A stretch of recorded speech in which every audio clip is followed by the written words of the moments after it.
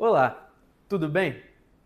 Até alguns meses atrás, nós esperávamos que o debate em relação ao orçamento de 2026 fosse ficar centralizado no quê? Na obtenção de novas receitas para o cumprimento da meta de primário. Eu explico. O orçamento de 2026, ele foi sim aprovado ao final do ano. Só que quando você observava no detalhe as projeções de receita que estavam ali, havia algumas dúvidas, algumas questões importantes a serem levantadas. A primeira é que o governo fez o orçamento considerando uma projeção de crescimento econômico acima daquela que é considerada pelo mercado até então. Além disso, temos que considerar que as projeções de receita do governo com novas medidas, envolvendo, por exemplo, redução de contencioso tributário, envolvendo também aumento de imposto de de importação e também redução de benefícios tributários, eram, de forma geral, estimativas otimistas em relação ao sucesso do governo com esse tipo de medidas num passado recente e também em relação a estimativas de mercado e de casas independentes para as mesmas medidas. Nós fazemos coro a essa reticência e esperávamos que seria necessário que o governo obtivesse novas receitas nesse ano, trouxesse novos pacotes de medida, trouxesse medidas que fossem garantir o cumprimento da meta de primário. Tudo isso mudou depois que a guerra entre Estados Unidos e Irã começou.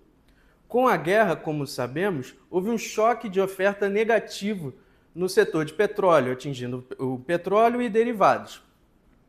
Com isso, embora a gente tenha efeitos macroeconômicos adversos na economia brasileira, do ponto de vista fiscal apenas, do ponto de vista arrecadatório, há um aumento da receita não só de tributos, mas também aquela que envolve royalties, participações especiais e indiretamente também os dividendos de empresas como a Petrobras. Até aqui, nós ainda somos conservadores nas nossas estimativas e estamos considerando um aumento de receita líquida da ordem de 25 bi. Mas mesmo com essa projeção ainda conservadora, considerando um choque apenas temporário, aquele debate que existia, aquela preocupação com a obtenção da meta de primário para esse ano, arrefeceu bastante. Esse já não é mais o centro do debate do orçamento de 2026. Isso não quer dizer que todos os debates para esse orçamento já estejam resolvidos. Um ponto que a gente tem que lembrar é que o governo tem ressaltado muito ao longo do ano, desde janeiro, o seu interesse em reduzir a fila do INSS. Ou seja, estávamos com uma fila para a concessão de novos pedidos, para o exame desses novos pedidos, e com isso, muitas pessoas estavam demorando muito tempo para serem aprovadas. Em 2 anos, a fila mais ou menos dobrou. E o governo agora se compromete a reduzir essa fila até o fim do ano em mais de 50%.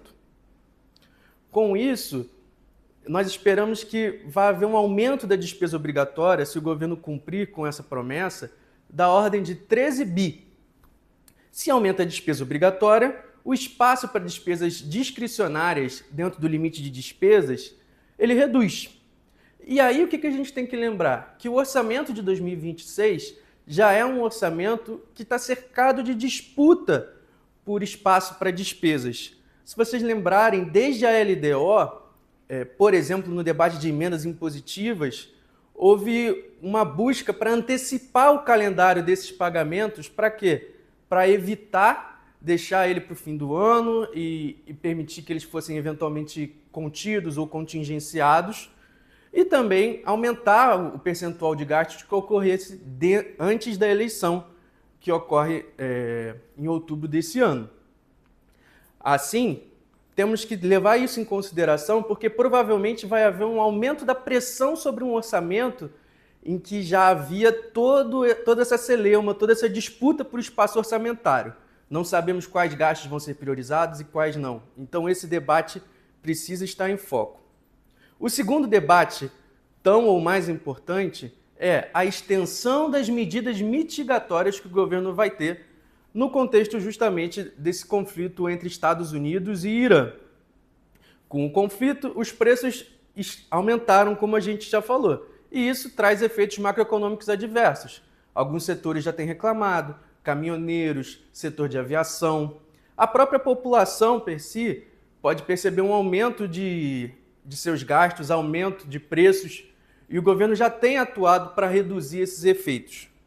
Dependendo da duração do choque, a extensão das medidas, o escopo das medidas deve aumentar. E precisamos monitorar, em especial se vai haver novas medidas do ponto de vista de benefícios à população.